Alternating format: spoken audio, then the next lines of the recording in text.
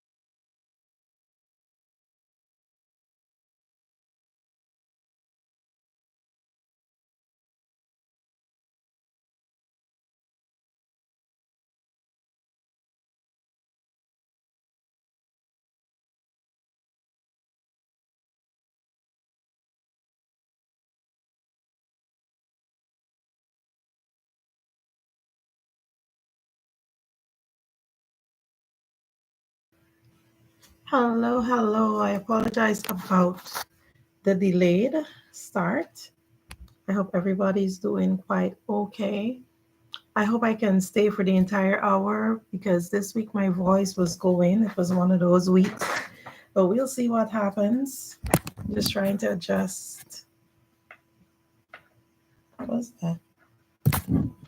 Oh, just trying to adjust. Now I'm excited. We're still reading Napoleon Hill, Outwitting the Devil, and I'm excited for us to continue. Now, last week we ended at page 102. For those of you who are listening in, what I will do is share this link on.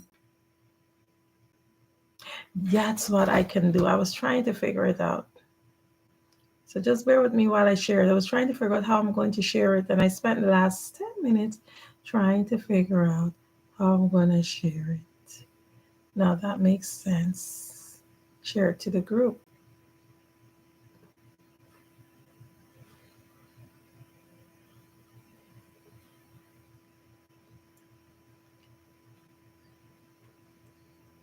Copy and share to Facebook. Okay, book club.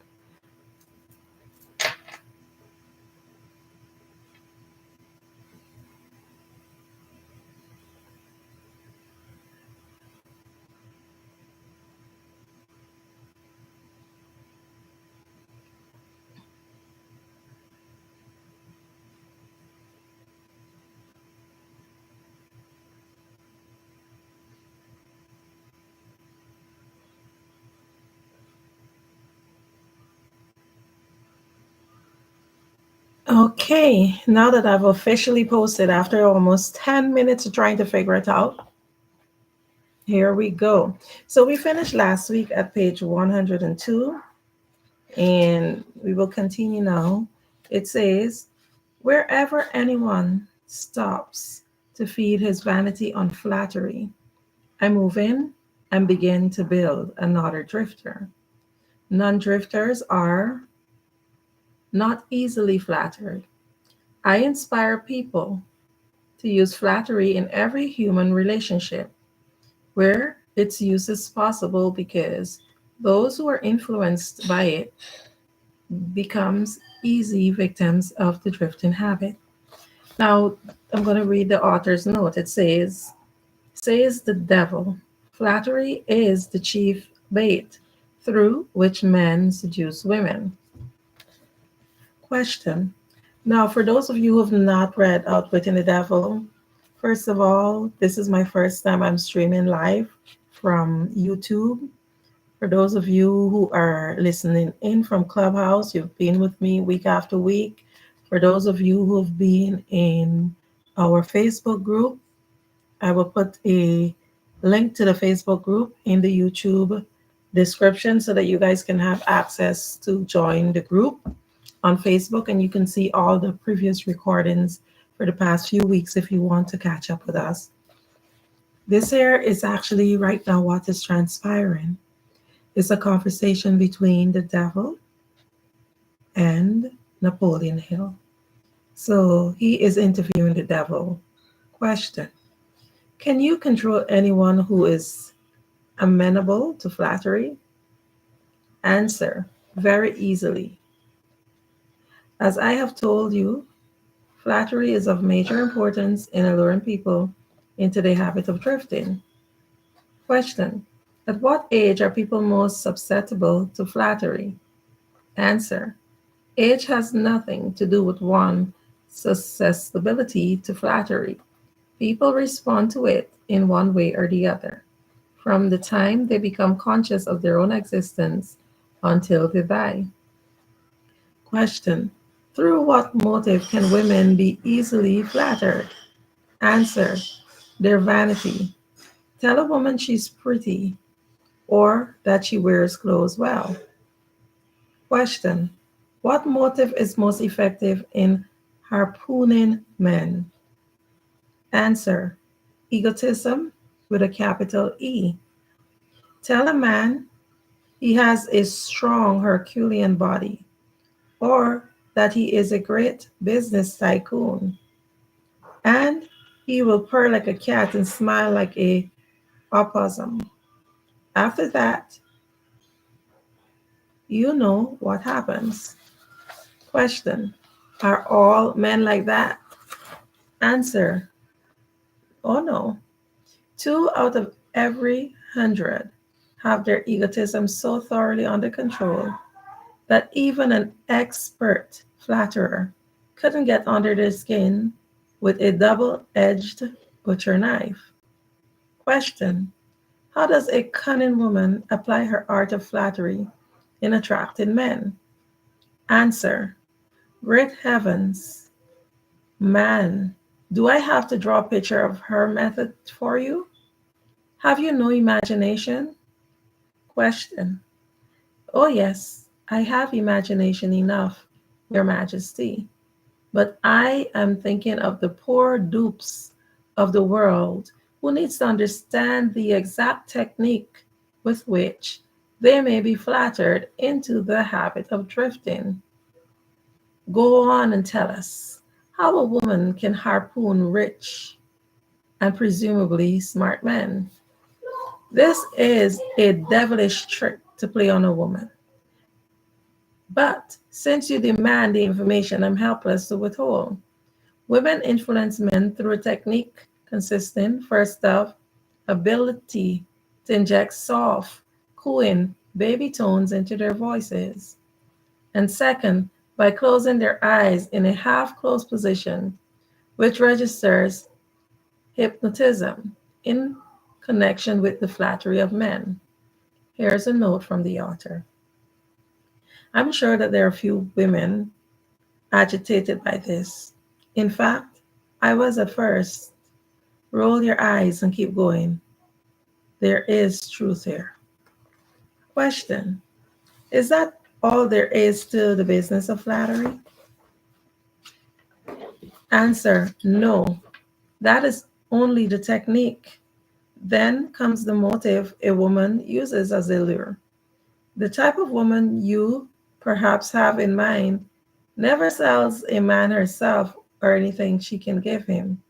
Instead, she sells him his own egotism. Question: is that all women use when they wish to flatter a man? Answer: that is the most effective thing they use.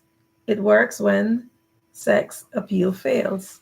Question: so I am to believe that big, strong, smart men can be wound up and manipulated through flattery, just as if they were so much putty. Is that possible? It is possible. It is happening every minute of the day. Moreover, unless they're non drifters, the bigger they come, the harder they fall when the expert flatterer moves in on them. Question: tell me some of your other tricks which you cause people to drift in life. Answer: one of my most effective failures devices is failure. The majority of people began to drift as soon as they met with the opposition, and not one out of 10,000 will keep on trying after failing 2 or 3 times. Question: so, it is your business to induce people to fail whenever you can? Is that correct? Answer: you have it right. Failure breaks down one's morale, destroys self confidence, subdues enthusiasm, dulls imagination, and drives away definiteness of purpose. Without these qualities, no one can permanently succeed in any undertaking.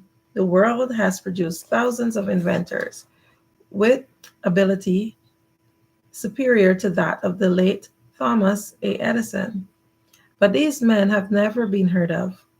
While the name of Edison will go marching on because Edison converted failure into a stepping stone to achievement, while the others used it as an alibi for not producing results.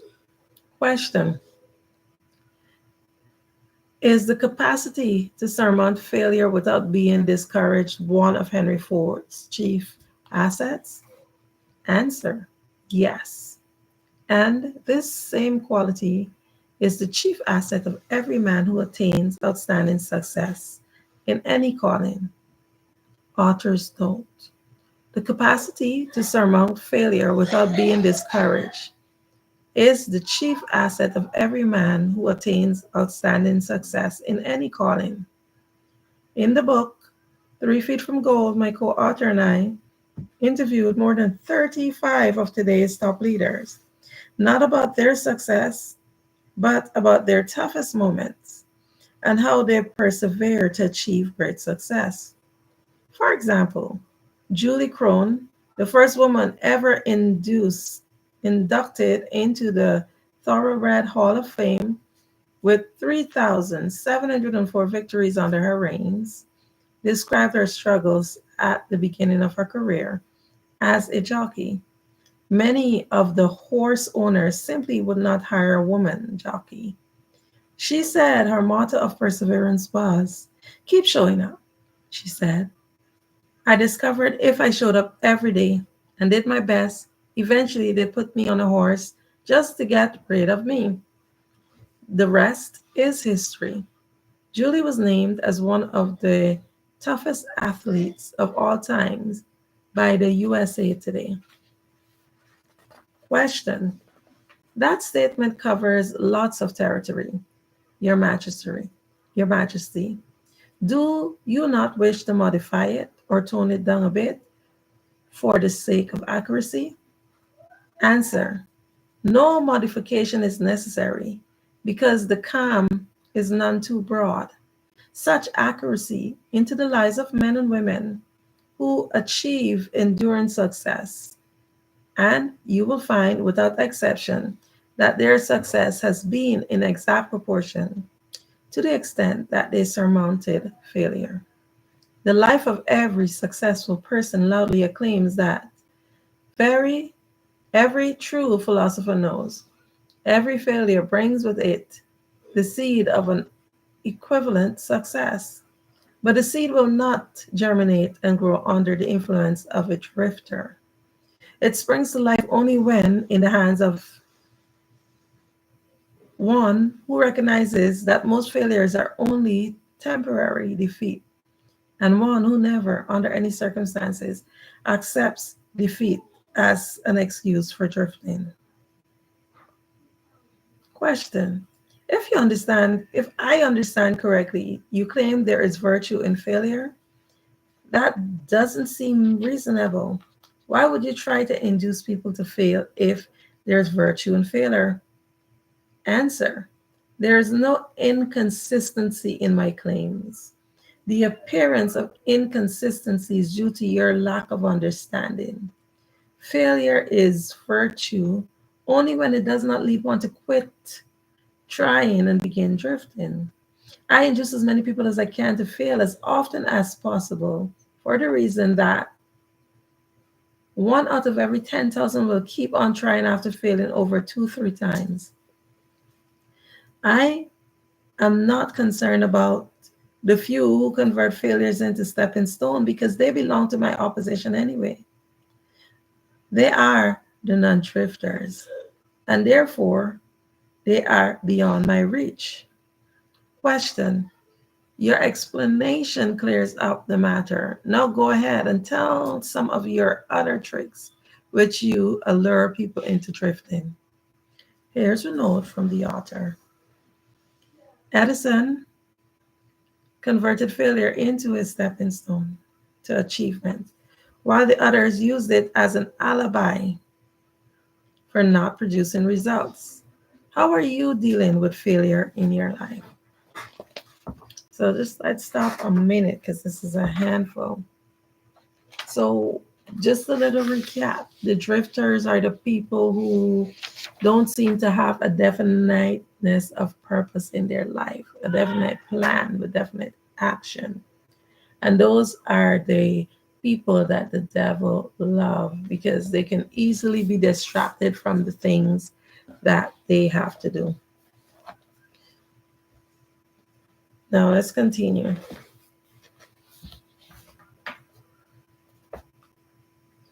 Author's note: Edison converted failure into a stepping stone to achievement, while others used it as an alibi for not producing results. How are you dealing with failure in your life?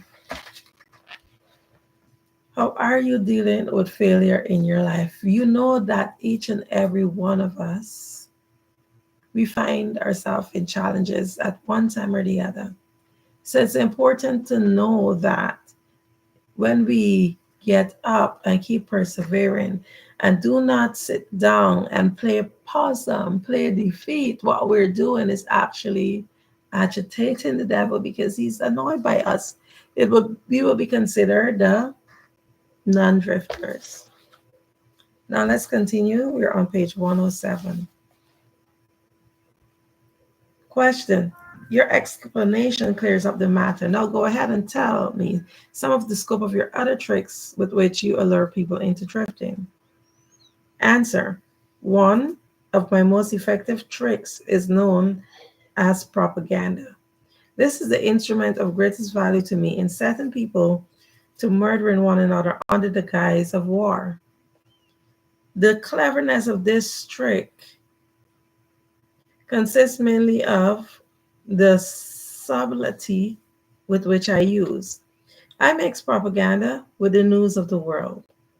I have it taught in public and private schools. I see that it finds its way into the pulpit. I color moving parts with it. I see that it enters every home where there is a radio, inject into billboards, newspapers, radio advertising. I spread it in every place of business where people work. I use it to fill the divorce courts and I make it serve to destroy business and industry. It is my chief instrument for starting runs on banks. My propagandas cover the world so thoroughly that I can start epidemics of disease. Turn loose the dogs of wars or throw business into a panic at will. Now, just give me a moment.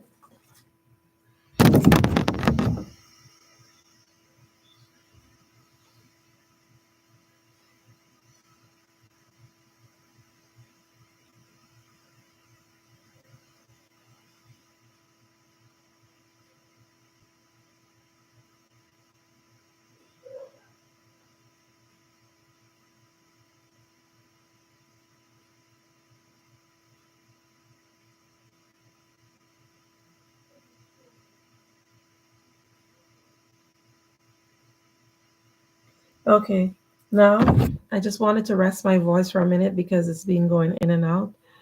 So we will continue.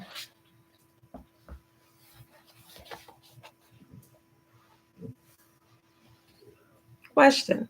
If you can do all that you claim with propaganda, is it is little wonder that we have wars and business depressions.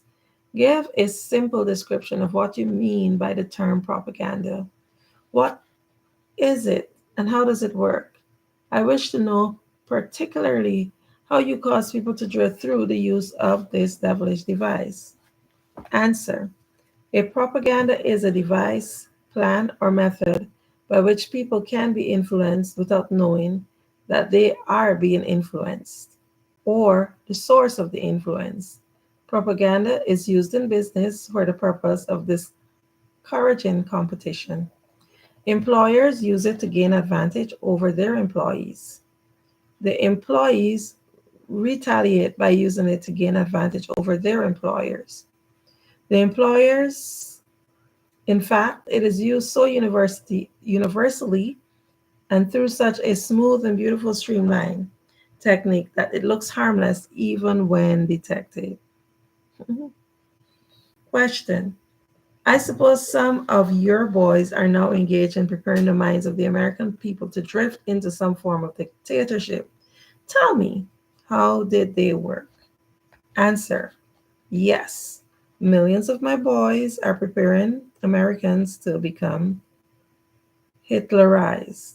My best boys are working through politics and labor organizations. We intend to take over the country with ballots instead of bullets. Americans are so sensitive, they would never stand the shock of seeing their form of government changed with the aid of machine guns and tank cars. So our propaganda boys are serving them on a diet that they will swallow by stirring up strife between employers and employees. When propaganda has done its work thoroughly, one of my boys will move in as a dictator, and the nine old men of Supreme Court, with their silly notions of the Constitution, will move out. Everyone will be given a job or fed from the government treasury. When men's bellies are filled, they drift freely with one who does not, who does the filling. Hungry men, yet out from under control.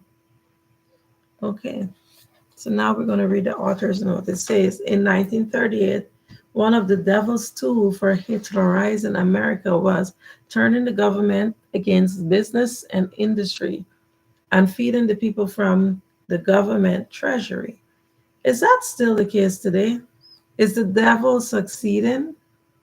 Where Napoleon Hill, were Napoleon Hill to interview the devil today, the devil might well gloat over the so-called entitlement programs now place or propose, now in place or proposed, and crow over the government's increasing involvement in independent business, such as automotive and financial industry.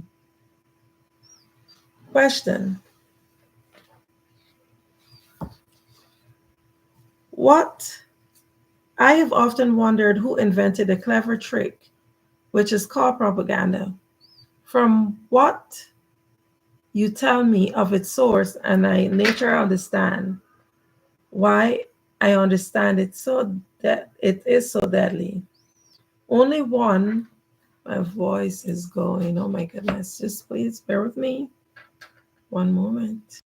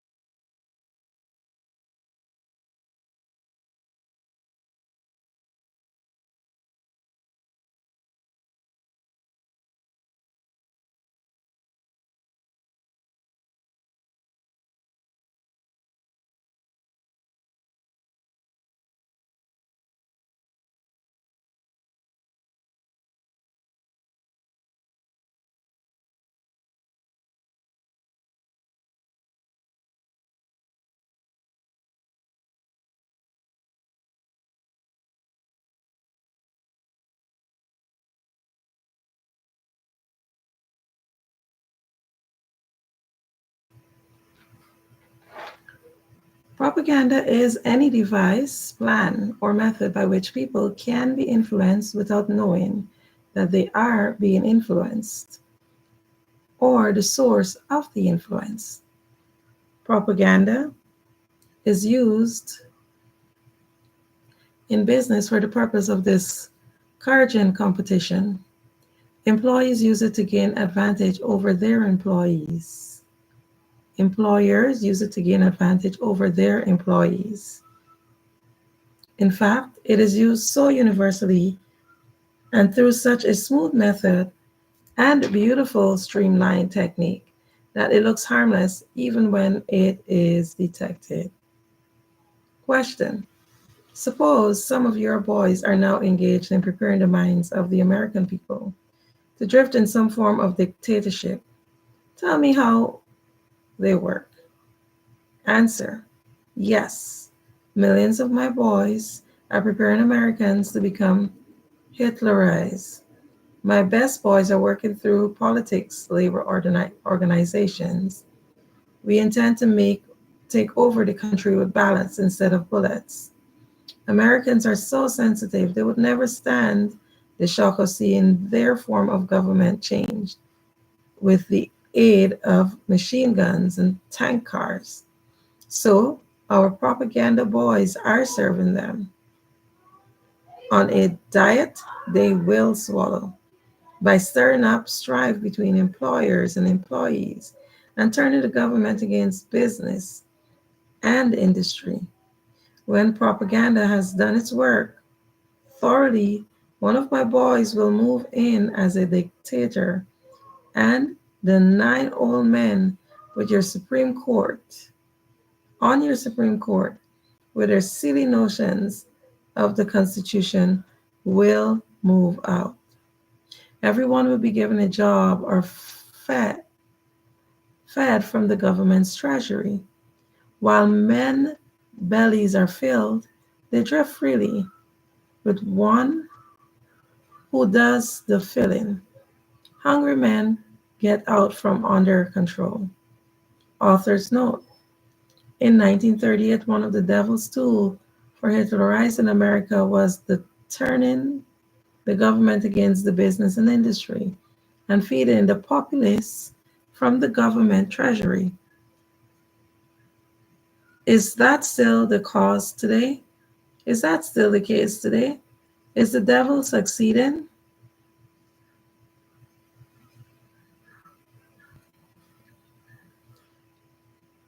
Were Napoleon Hill to interview the devil today, the devil might well gloat over the so called entitlement programs now placed or proposed and crow over the government's increasing involvement in independent businesses such as automotive and financial industry. Question: I have often wondered who invented the clever trick which you call propaganda. From what you'll tell me, of course, its source and nature. I understand why it is so deadly. Only one as clever as your majesty could have invented such a device which with which to dull the reason, dethrone the will, and lure in men into drifting.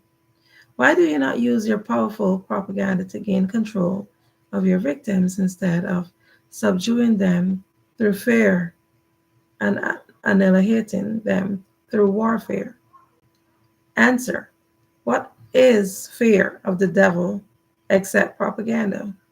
You have not observed my technique very carefully, or you would have seen that I'm the world's greatest propagandist. I never attain an end by direct open means, which I can achieve through subterfuge and subtlety. What do you suppose I am using when I plant negative ideas into the minds of men and gain control of them through what they believe to be their own ideas?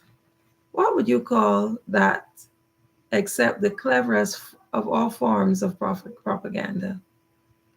Question. Surely you are not going to tell me that you destroy people through their own help without their realizing what you're doing? Answer. That is exactly what I wish you to understand.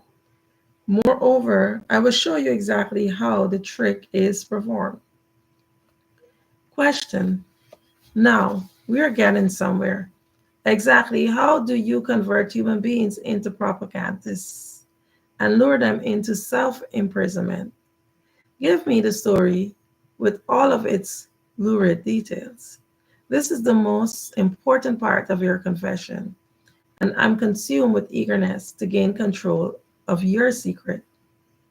I can hardly blame you for stalling about answering my question because you know so well that your answer will snatch millions of innocent victims from your control. You also know that your answer will protect other countless millions of yet unborn people from being victimized by you. It is little wonder you are hedging about answering. Answer.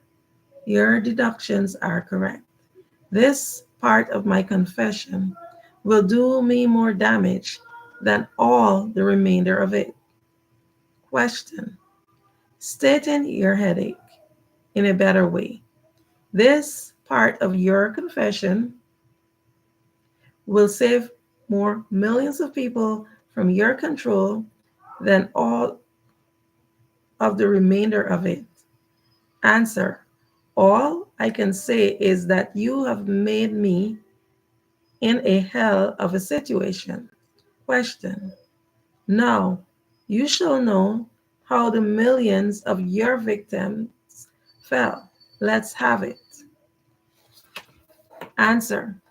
I make my first entry into an individual's mind by bribing him. Question. What do you use as a bribe? Answer. I use many things, all of them pleasant things the individual covets. I use the same sort of bribes that individuals use when they bribe one another. That is, I use for bribes the things most people want. My best bribes are these: love, the thirst for sex expression, covetousness for money, the obsessive desire to gain something for nothing, gambling, vanity in women, egotism in men. Note from the author: in today's environment, clearly both women and men can fall victim to both vanity and egotism. Answer continued. Desire to be the master of others. Desire for intoxicants and narcotics. Desire for self expression through words and deeds. Desire to imitate others. Desire for perpetuation of life after death. Desire to be a hero or heroine. Desire for physical food. Question. This is an imposing list of bribes, Your Majesty. Do you use others? Answer. Yes, plenty of them, but these are my favorites.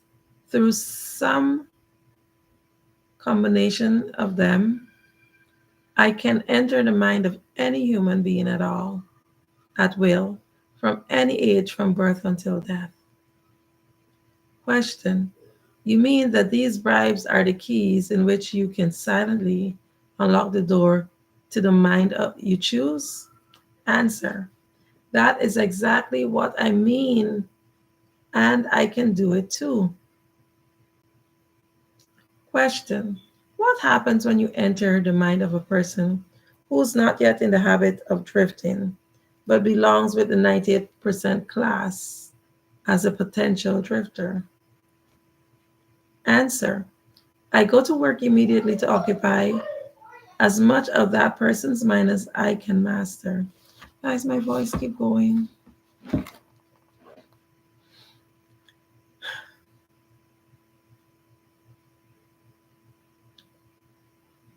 If the individual's greatest weakness is desire for money, I began to dangle coins before him.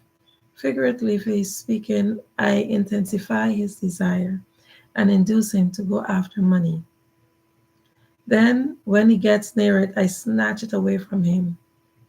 This is an old trick of mine. After the trick had been repeated a few times, the poor fellow gives in and quits. Then I take over a little bit more space in his mind and fill it with fear of poverty. This that is one of my best mind fillers. Question. Yes, I admit your method is very clever. But what happens if the victim fools you and gets his hand on a lot of money? You don't fill his mind with fear of poverty then, do you? No, I don't. I take over the space by filling it with something which serves my purpose just as well. If my victim converts his desire for money into large sums, I start overfeeding him with the things he can buy it with. For example, I cause him to stuff himself with rich foods. This slows down his thinking capacity, endangers his heart, and starts him on the road to drifting. Then I pester him with intestinal poisoning through the surplus of the food he eats. That also slows down his thinking and gives him a nasty disposition. Question.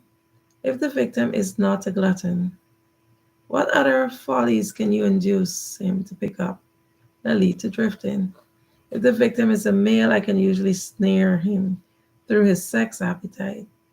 Overindulgence in sex starts more men to drifting towards failure than all other causes combined. Question. So, food and sex are two of your surefire baits. Is that correct? Answer. Yes. With these two lures, I can take over a majority of my victims. And then there is the desire for money. Question. I'm beginning to think that wealth is more dangerous than poverty if your story is to be believed. Answer. That altogether depends on who has the wealth and how much is acquired. Question. What has the manner in which money is acquired to do with the blessings, with its blessing or a curse? Answer. Everything. If you don't believe me, take a look at those who acquire large amounts of money quickly without time to get wisdom along with it and observe how they use it. Why do you suppose rich men's sons seldom equal the achievements of their father? I'll tell you why. It is because they have been deprived of the self discipline which comes from being forced to work. Look into the records of moving picture stars or athletes who suddenly find themselves in possession of big money and hero worship and praise from the public. Observe how quickly I move in and take them all over in many cases, mainly through sex, gambling, food, and liquor. With these, I catch and control the biggest and the best of people as soon as they get their hands on big money.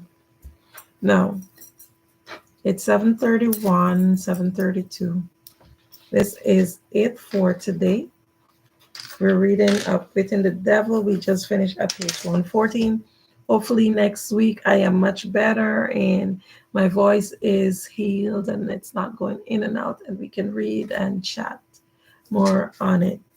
Now, I hope that you guys are really and truly paying attention to all the, I would say, the characteristics of a drifter. Drifters are people who definitely do not have a definite purpose and a definite plan. And they fall victim to things such as sex, gluttony, and fear of poverty. I just encourage you guys to just continue to Actually, if you haven't purchased the book as yet, Outwitting the Devil by Napoleon Hill, you should purchase it. It is one of those books that you should read with a highlight in nearby because there's so many tips and there's so many things to learn from it. So I hope that you guys to enjoy this book read, and hopefully next time we have people coming in on Clubhouse where they can actually learn and maybe even respond. I see Diana has popped in. Diana, I know you're probably really busy now, but we are closing. And if you can, at least just say a word on whatever you were able to hear. Just give a highlight as we close out now. Please let me know.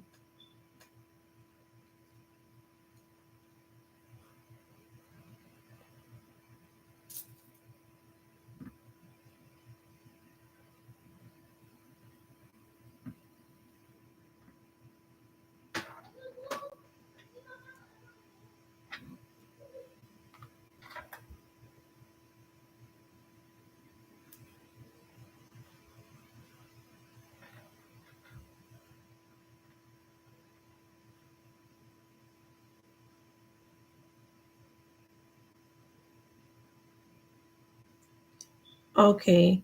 I don't think Diane is able to unmute and speak, but thank you so much for listening in. And until next Sunday, same time. Hi, Diana. Can you hear me? I can hear you now. Oh my God, I'm so sorry. I was babbling away. I was said that I'm sorry to be late because I volunteered to be the student of a yoga teacher. Okay. But I want to say that this book I met a couple of months ago, and I need to read it more often, but I have so much on my book list. But I was blown away by just listening to the YouTube because it's on YouTube. And I was appalled at the fact that this book has been around pretty much as long as the Think and Grow Rich.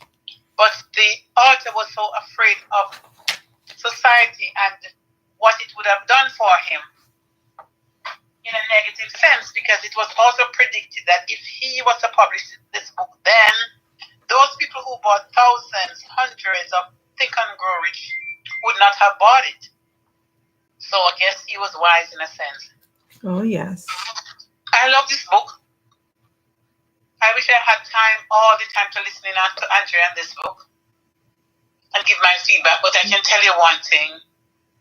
If we practice everything in this book, we will have peace of mind and we will not suffer and we will be successful, because we know what it is that the devil requires of us, that we're doing even right now. Oh, yes. I mean, I could have eaten and I had dinner, a little dessert, but I could have skipped it. So I'm looking for friends. I'm looking for people who really would like to join Andrea in this journey. And there are thousands of you out there, but unfortunately, this is not your priority until the right time. Timing is everything. Because 20 years ago, I never knew about this book, and I knew about Think and Grow Rich. Wow. Thanks, Andrea, for your commitment, your dedication to spreading the words of power, to empower everyone through the spoken word, through the written word. Thank you, Andrea. You're welcome, and thank you for listening in. Wow.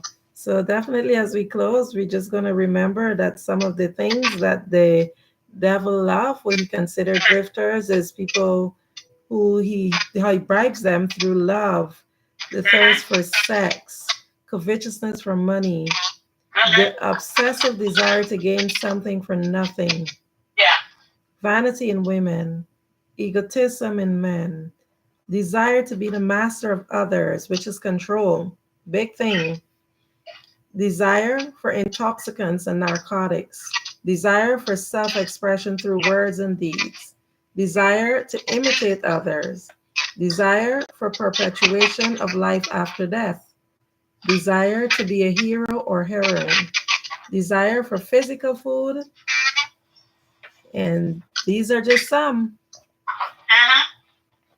So we just have to remember these things and be wary of what is it that we're doing. But thank you so much, Empress. Anytime, my dear, as soon as I, not as soon as I am working on a time when I could sit all day and listen to you and listen to Outwitting the Devil as well. And it's happening. It's gonna happen. Oh yes, oh yes. Well, the good thing is Yes. these here they're on replay. And for those who are listening in from YouTube, this is the first time I'm streaming from YouTube. I usually stream directly from our Facebook page. This here has been shared to this Facebook page, so I've technically included a third platform now because it used to be just the Facebook page when we first started in 2020. Then we went from the Facebook page to well, it used to be Zoom streamed on the Facebook page. Then we went from there to, in fact, we started on Zoom. Then we went from Zoom to the Facebook page, and then we went from Zoom, Facebook page, and also Clubhouse, and now we're on YouTube. So which means there's 3 live platforms that people can find the reading now. Yes. So there's no excuse then. There's no excuse. And we're here on YouTube live, and I'm sure that they will give the opportunity for more people to find us at Keg Book Club. I will put the link to join us on Facebook. So for those of you who would want to join on Facebook, please do follow the link and get there to see the past readings over the last few months. So until next week, until next Sunday, to all of you, be great, and you will see me then. Have a good night. Bye-bye. Thank you, Andrea. Bye-bye. Bye-bye.